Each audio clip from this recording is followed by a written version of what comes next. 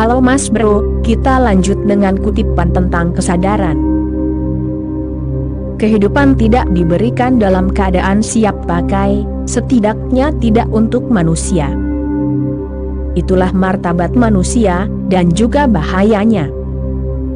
Semua hewan lainnya terlahir dalam keadaan siap pakai, terprogram sebelumnya.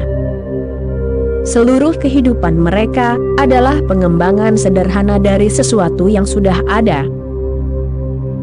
Mereka tidak perlu menjalani hidup mereka secara sadar. Kehidupan mereka tidak disadari, itu mekanis. Itu tidak mungkin baik, itu tidak mungkin buruk, itu hanya ada. Dirimu tidak bisa menyebut pohon sebagai pendosa atau orang suci, dan dirimu tidak bisa menyebut harimau atau kucing sebagai orang yang berbudi luhur atau penuh kejahatan. Kata-kata itu tidak berarti sejauh menyangkut keberadaan di bawah manusia. Kata-kata itu menjadi sangat penting jika dikaitkan dengan manusia. Manusia memiliki situasi khusus. Ia dilahirkan seperti semua hewan lainnya, dengan satu perbedaan yang benar-benar membuat perbedaan. Perbedaan itu sangat berharga untuk dipahami, karena seseorang bisa terus menghindarinya, dan menghindarinya berarti menghindari kehidupan sejatimu. Ada banyak kemungkinan untuk tetap tidak menyadarinya, karena tampaknya lebih mudah dan lebih nyaman untuk tidak mengingatnya. Mengingatnya berarti tantangan besar. Tantangan untuk berpetualang ke tempat yang tidak diketahui, ke tempat yang tidak terprogram sebelumnya. Keilahian bukanlah kemungkinan yang sudah ada, itu adalah kesempatan yang terbuka. Itu bisa terjadi, itu mungkin tidak terjadi. Itu semua tergantung padamu, bagaimana dirimu hidup, seberapa banyak kesadaran yang dirimu bawa ke dalam hidupmu. Seberapa tidak mekanis dirimu jadinya. Jutaan orang sama sekali tidak ingin diingatkan tentang dimensi ini. Maka dari itu mereka memusuhi Buddha, Kristus, Sokrates. Orang-orang ini, Buddha, Kristus, Sokrates, mendorongmu. Mereka tidak membiarkan dirimu tidur dengan nyaman. Mereka terus-menerus mengingatkanmu, ini bukan cara hidup yang benar, kamu kehilangan kehidupan. Kehidupan yang kamu jalani ini, bukanlah kehidupan manusia, melainkan kehidupan hewan. Dan terkadang dirimu bahkan bisa jatuh di bawah hewan. Tidak ada hewan yang bisa menjadi seperti Genghis Khan, atau Adolf Hitler, atau Joseph Stalin. Karena hewan tidak punya pilihan. Mereka tidak bisa menjadi Buddha, mereka juga tidak bisa menjadi Genghis Khan. Mereka tetap apa adanya, mereka tidak bisa pindah ke tempat lain. Mereka sudah punya kehidupan yang sudah diatur, mereka hanya akan mengikuti alurnya. Kehidupan mereka seperti film. Saat dirimu menontonnya pertama kali, dirimu sangat tertarik, ingin tahu apa yang akan terjadi selanjutnya. Tetapi sebenarnya tidak akan terjadi apa-apa, filmnya sudah diprogram sebelumnya. Saat berikutnya, dirimu tidak lagi merasa begitu tertarik, karena dirimu sudah tahu apa yang akan terjadi selanjutnya. Ketiga kalinya dirimu bosan, dan jika dirimu dipaksa menontonnya untuk keempat kalinya, dirimu akan memberontak. Dan jika dirimu harus menontonnya untuk kelima kalinya, dirimu mungkin menjadi gila. Film yang sama. Karena sekarang dirimu tahu, semua yang sudah ada di sana, tidak ada yang terjadi. Filmnya hanya mengulang alur tertentu.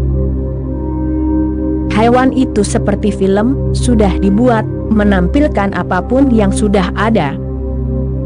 Sedangkan manusia hidup di dunia yang penuh pilihan, karenanya manusia harus memutuskan kehidupan seperti apa yang ingin dijalaninya.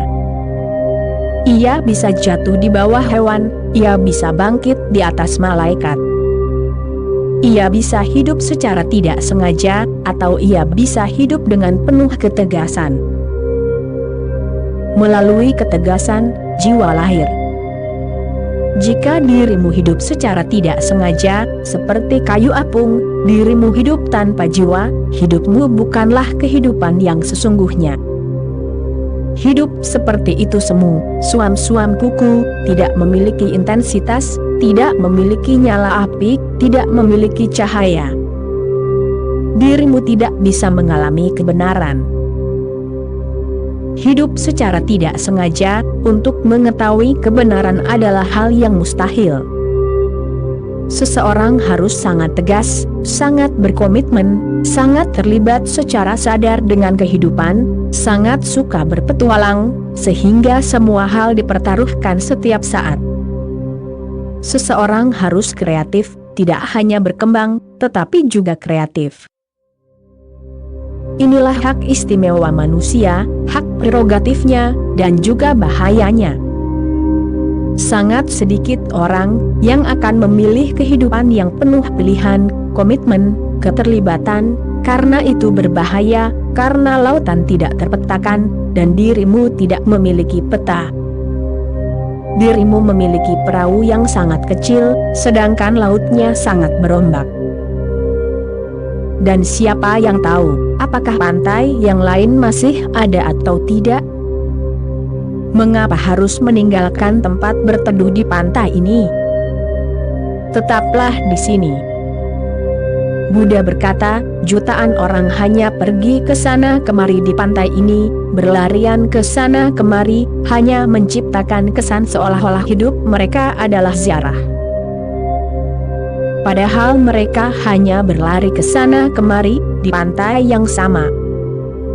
Itu bukanlah ziarah, itu hanyalah pekerjaan, menipu orang lain dan menipu diri sendiri.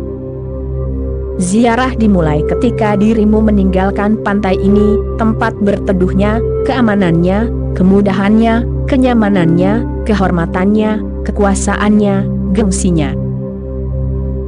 Dirimu meninggalkan perahu kecilmu, pada belas kasihan badai, pada belas kasihan lautan, percaya bahwa jika pantai ini ada, pantai yang lain pasti ada, karena satu pantai tidak mungkin ada tanpa pantai lainnya. Dengan keyakinan ini, bergerak menuju pantai seberang, mempertaruhkan segalanya, kehidupan nyata dimulai.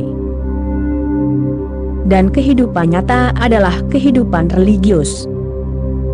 Kehidupan nyata adalah yang aku maksud dengan sannyas. Kehidupan yang dijalani secara sadar adalah satu-satunya kehidupan, kehidupan yang dijalani secara tidak sadar adalah eksistensi belaka. Hewan hanya ada, mereka tidak hidup, hanya manusia yang bisa hidup. Namun tidak semua manusia hidup juga, hanya beberapa Buddha, beberapa yang tercerahkan. Jadilah waspada terhadap apa yang dirimu lakukan dengan hidupmu. Apakah dirimu benar-benar bergerak secara sadar, dengan rasa arah, mengambil setiap langkah dengan sengaja, dengan kesadaran penuh tentang mengapa, kemana? Atau apakah dirimu hanya meniru orang lain? Jika mereka berlari, dirimu berlari. Jika mereka mengejar uang, dirimu mengejar uang. Jika mereka mengejar kekuasaan, dirimu mengejar kekuasaan. Apakah dirimu hanya seorang peniru? Maka hidupmu akan menjadi tiruan. Apakah dirimu hanya mengikuti orang lain? Maka hidup dirimu akan menjadi salinan karbon.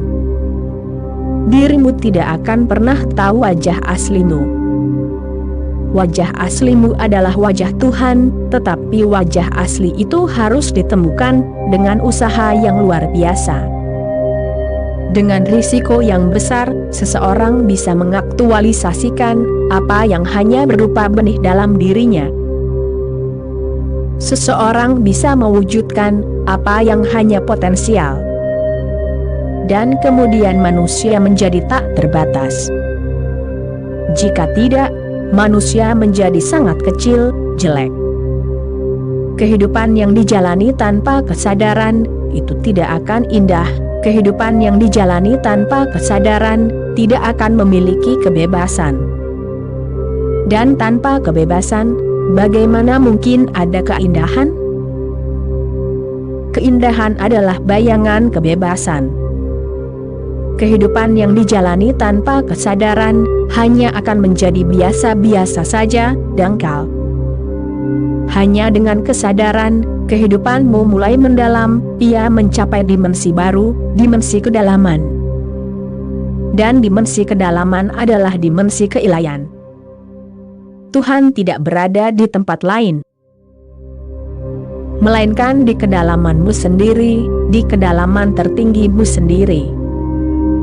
Kebenaran tidak bisa ditemukan di tempat lain, itu harus dicari dan dicari di dalam diri. Kebenaran bukanlah sesuatu dari pikiran. Jika itu dari pikiran, maka akan sangat mudah untuk mencapainya. Pikiran adalah sebuah mesin. Filsuf Barat yang hebat, Bapak filsafat Barat, Aristoteles, mendefinisikan manusia sebagai makhluk rasional, tetapi definisinya tidak bisa diterapkan pada jutaan orang. Itu bahkan tidak berlaku untuk dirinya sendiri, karena ia bukan seorang Buddha. Seorang pria yang sangat pintar, sangat logis, tetapi tanpa kesadaran apapun. Dia sendiri menjalani hidupnya tanpa kesadaran, seperti yang bisa dijalani siapapun. Dia memiliki 2 istri, dan dia menulis dalam bukunya bahwa wanita memiliki lebih sedikit gigi daripada pria. Memiliki 2 istri, dia bisa menghitungnya kapan saja, tetapi ini adalah tahayul yang sangat lazim di Yunani pada masa itu. Pikiran chauvinis pria tidak bisa membiarkan wanita memiliki apapun yang setara dengan pria, bahkan gigi. Dia tidak pernah repot-repot menghitung rasionalitas macam apa ini. Faktanya, kecuali dirimu sadar, dirimu juga tidak bisa bersikap rasional. Hidup secara rasional berarti hidup secara sadar, hidup secara meditatif.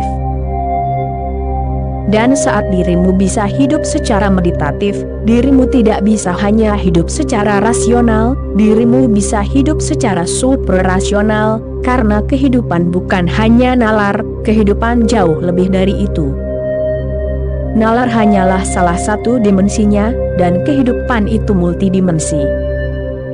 Kehidupan ditambah kesadaran, dan dirimu mulai menjadi seorang Buddha.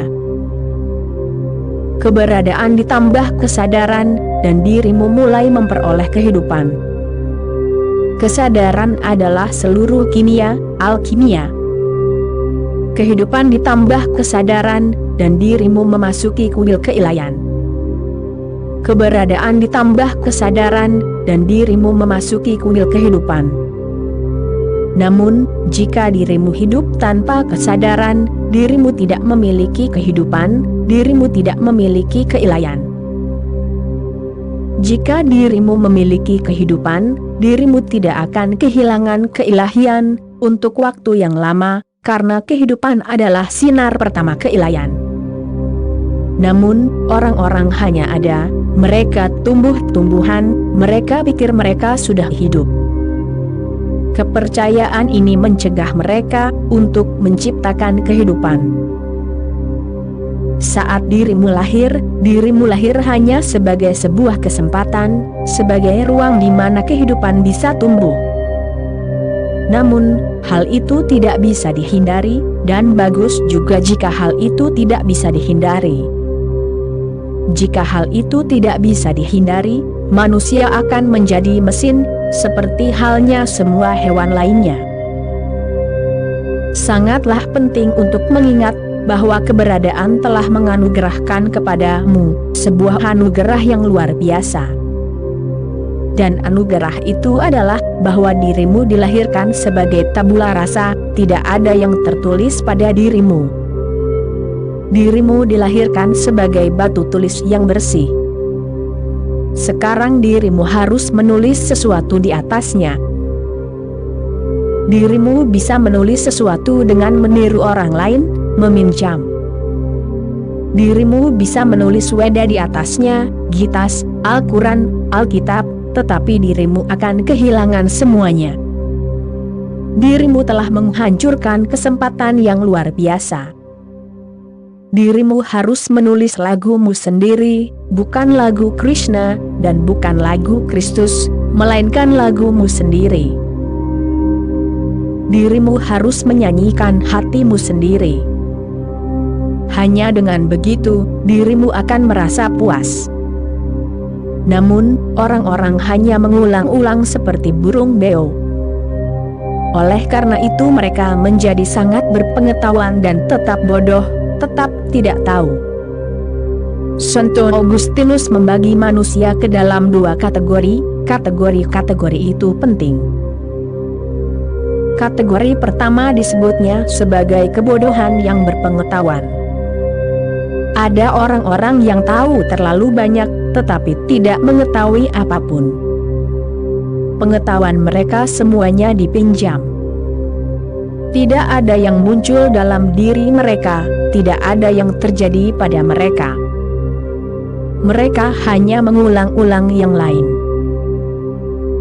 Mereka mungkin sangat pintar dalam mengulang-ulangnya, sangat efisien dalam mengulang-ulangnya, tetapi mereka berfungsi seperti komputer.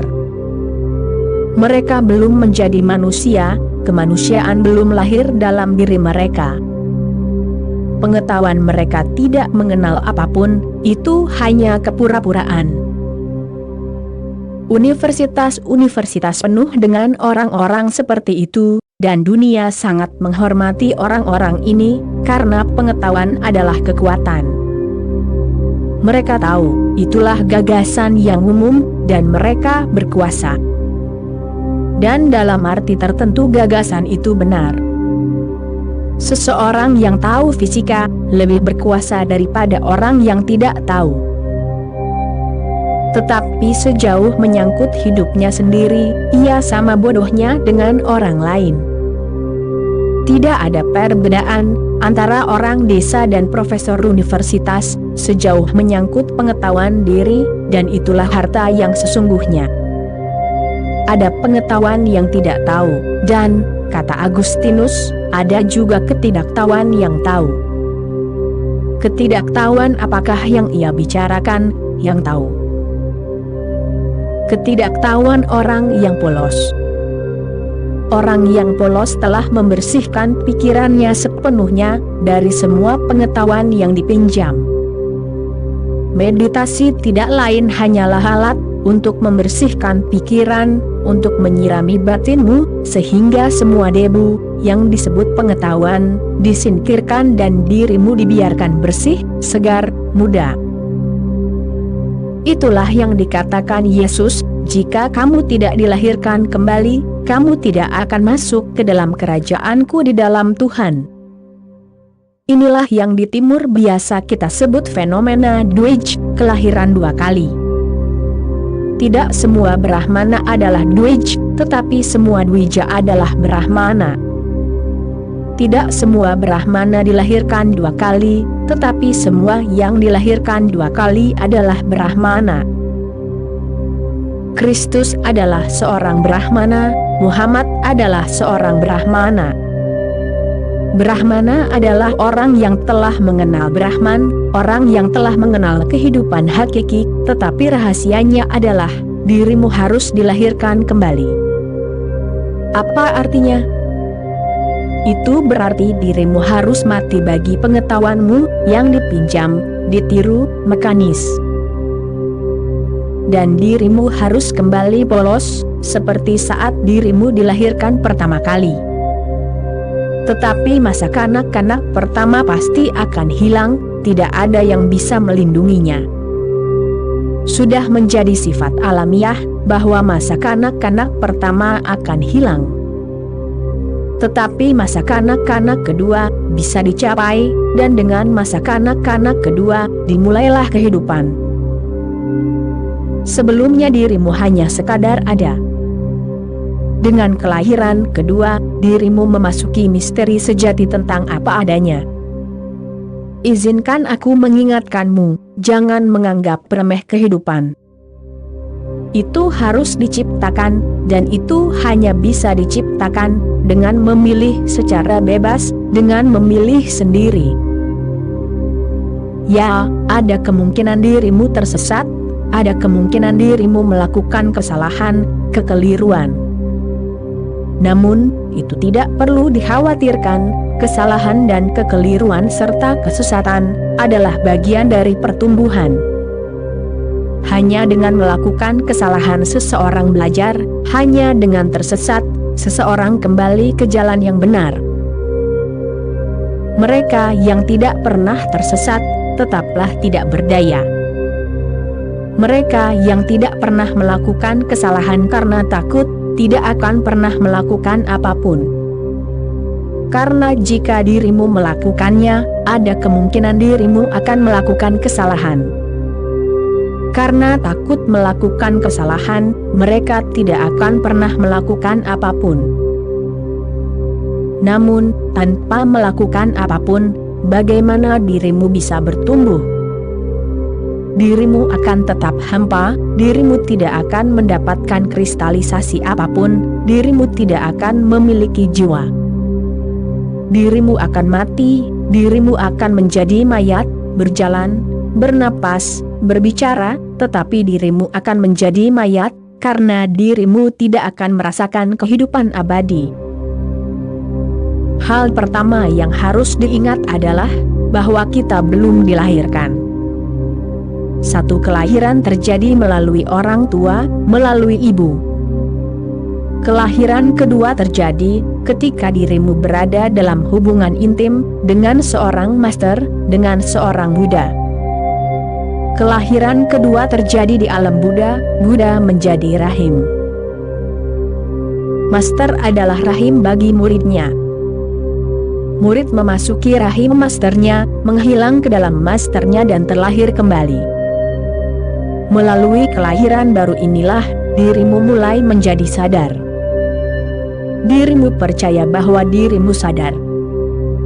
Karena dirimu bisa kembali setiap malam ke rumahmu, dari kantor, dirimu pikir dirimu sadar. Karena dirimu bisa melakukan hal-hal tertentu, dirimu pikir dirimu sadar. Sekarang ada robot, manusia mesin, yang bisa melakukan semua hal yang dirimu lakukan. Sekarang, sudah ada pesawat terbang yang tidak akan memiliki pilot. Dan akan ada kereta api tanpa masinis. Mesin telah melakukan semuanya. Kemudian dirimu akan sangat terkejut. Dirimu telah melakukan hal-hal ini, dan dirimu pikir dirimu sadar, karena dirimu melakukan hal-hal ini. Dengan melakukan hal tertentu, seseorang tidak menjadi sadar. Kesadaran adalah melakukan sesuatu dengan cita rasa baru. Melakukannya, itu sendiri, bukanlah kesadaran, melainkan melakukannya dengan saksi di dalam diri, mengamati, menyaksikan, mengetahui bahwa dirimu melakukannya, itulah kesadaran, dan itulah kelahiran kembali. Brian menangkap seekor ikan kecil yang tiba-tiba mulai berbicara. Aku benar-benar perih dan jika kamu melepaskanku, aku akan mengabulkan 3 permintaanmu dan istrimu. Jadi, orang Irlandia itu melepaskan ikan itu, bergegas pulang, dan memberitahu istrinya. Pasangan itu ingin sekali pergi ke kota, dan melihat-lihat barang yang mereka harapkan. Jadi sang istri memutuskan untuk membuat makan malam cepat saji dari sekaleng kacang. Namun, dia tidak bisa menemukan pembuka kaleng dan berkata, andai saja aku punya pembuka kaleng. Simsalabim. Dia punya pembuka kaleng. Kamu menyia-nyiakan satu permintaan untuk pembuka kaleng bodoh itu, teriak Brian.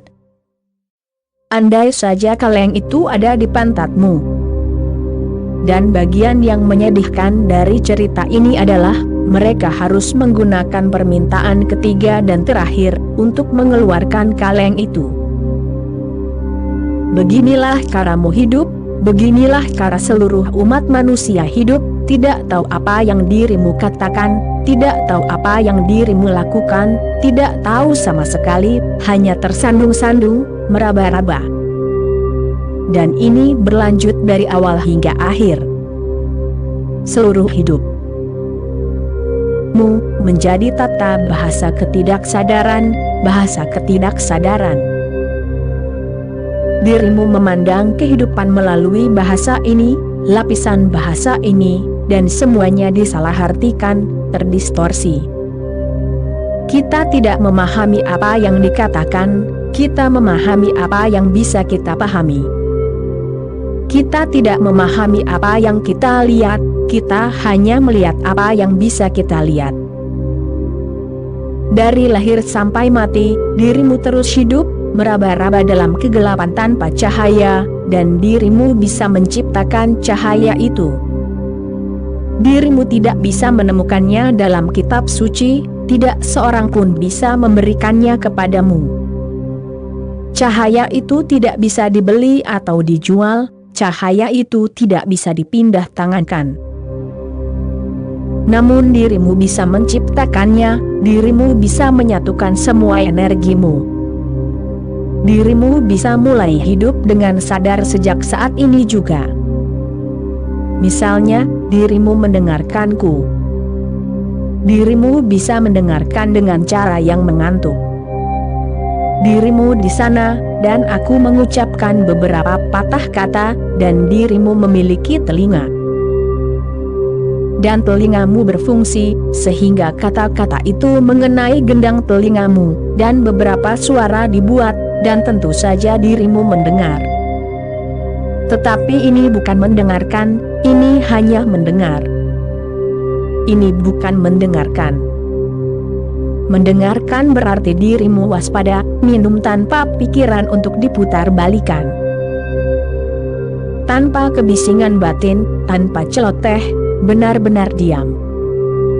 Tidak mengantuk, sangat terjaga, sangat waspada, seolah-olah rumahmu terbakar, seolah-olah semuanya bisa diambil setiap saat, dan ini bukan saatnya untuk tidur. Ketika rumahmu terbakar, dirimu tidak bisa tidur, atau bisakah? Ketika rumahmu terbakar, dirimu tidak bisa mengantuk, dirimu akan waspada, sangat waspada. Pernyataan pertama yang diucapkan Buddha setelah meninggalkan istananya adalah, rumahku terbakar. Sekarang aku tidak bisa hidup tanpa kesadaran. Tidak ada seorang pun kecuali kusirnya. Orang tua itu melihat ke istana, dia tidak melihat api di sana, rumah itu tidak terbakar. Dia berpikir, pangeran sudah gila. Kusir itu adalah seorang lelaki tua, seorang pelayan tua, seusia dengan ayah Buddha. Dia telah mengenal Buddha sejak dia lahir, Buddha selalu menghormati lelaki tua itu. Lelaki tua itu berkata, omong kosong apa yang kamu bicarakan. Meskipun mataku melemah, aku semakin tua, tetapi aku tidak melihat api. Rumah ini baik-baik saja, tidak ada api. Buddha berkata, ya, aku melihat, kamu mungkin tidak melihat, rumahku terbakar, karena setiap saat kematian mungkin terjadi. Sekarang aku tidak bisa tetap dalam keadaan mengantuk ini lagi.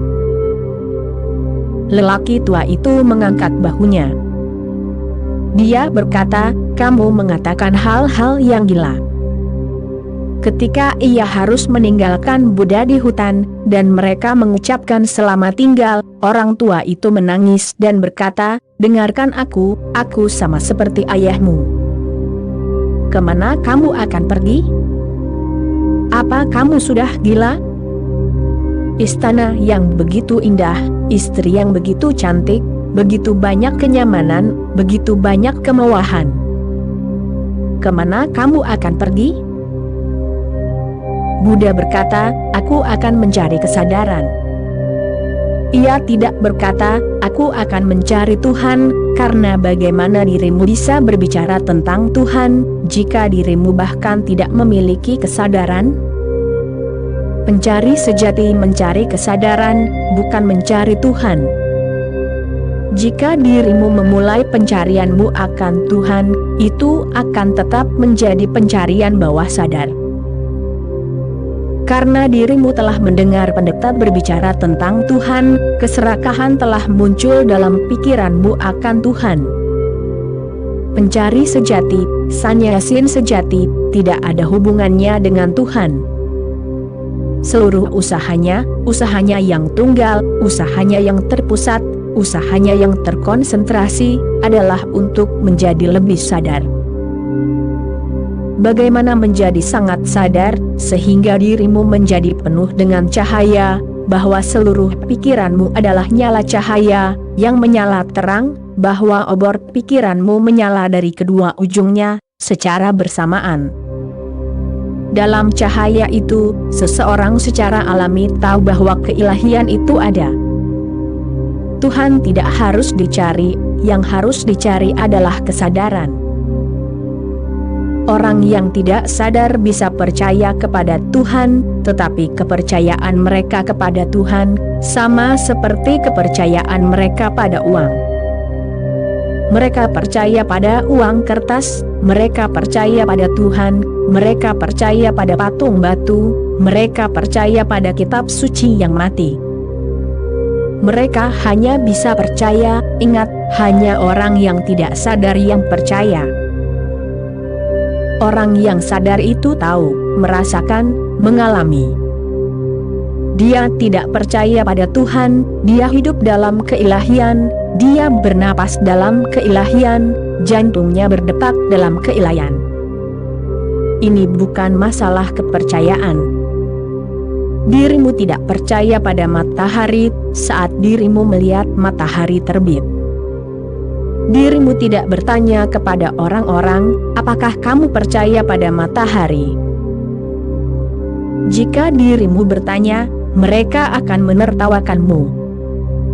Dirimu tidak percaya pada bulan saat bulan purnama di malam hari. Dirimu tidak pernah bertanya kepada siapapun. Tidak ada orang yang percaya pada bulan dan orang yang tidak percaya. Itu adalah pengalamanmu, tidak perlu percaya atau tidak percaya. Persis seperti itu, dalam kesadaran, dirimu memiliki mata untuk melihat keilahian, dirimu memiliki mata untuk melihat kebenaran dari keberadaan. Maka itu bukan lagi masalah kepercayaan, itu adalah pengalamanmu, pengalaman eksistensial. Orang yang sadar tahu, orang yang tidak sadar percaya. Mengapa dirimu seorang Hindu, mengapa dirimu seorang Muslim, mengapa dirimu seorang Jaina, dan mengapa dirimu seorang Kristen? Semua kepercayaan. Dan pendeta itu hidup dari ketidaksadaranmu. Dia terus memberimu lebih banyak kepercayaan moral, kepercayaan bahwa jika dirimu melakukan ini, dirimu akan diberi pahala. Jika dirimu melakukan itu, dirimu akan dihukum, kepercayaan pada neraka, kepercayaan pada surga. Dia terus menumpuk lebih banyak kepercayaan. Dirimu tenggelam dalam keyakinan. Kepercayaanmu telah menjadi begitu berat bagimu, seperti Himalaya di dadamu. Kepercayaan itu tidak memungkinkanmu untuk hidup. Langkah pertama menuju kesadaran adalah membuang semua kepercayaan. jangan menjadi seorang Hindu, Muslim, Kristen. Mengapa menjadi seorang Kristen? Aku memberitahumu cara untuk menjadi seorang Kristus. Dan aku memberitahumu cara untuk menjadi seorang Buddha. Mengapa harus puas dengan menjadi seorang Buddhis? Mengapa harus puas dengan bunga plastik, ketika mawar asli bisa tumbuh, ketika dirimu bisa menjadi taman mawar? Dirimu membeli beberapa bunga plastik dari pasar, dan dirimu terus menyembah bunga-bunga plastik itu. Apapun sebutanmu untuknya, Kristen, Muslim, Hindu, tidak masalah, jika itu dipinjam, itu adalah plastik. Bunga asli harus tumbuh di dalam dirimu, bunga itu harus mekar di sana. Mereka yang telah mengetahuinya, berkata, bahwa ketika kesadaranmu terbuka dalam totalitasnya, itu adalah teratai dengan 1000 kelopak, teratai emas, emas dengan wangi. Itu adalah keajaiban tertinggi. Dan kecuali itu tercapai, jangan beristirahat. Setiap saat yang hilang adalah kerugian besar. Oke Mas Bro, itulah kutipan kali ini, kita sambung lagi nanti. Terima kasih.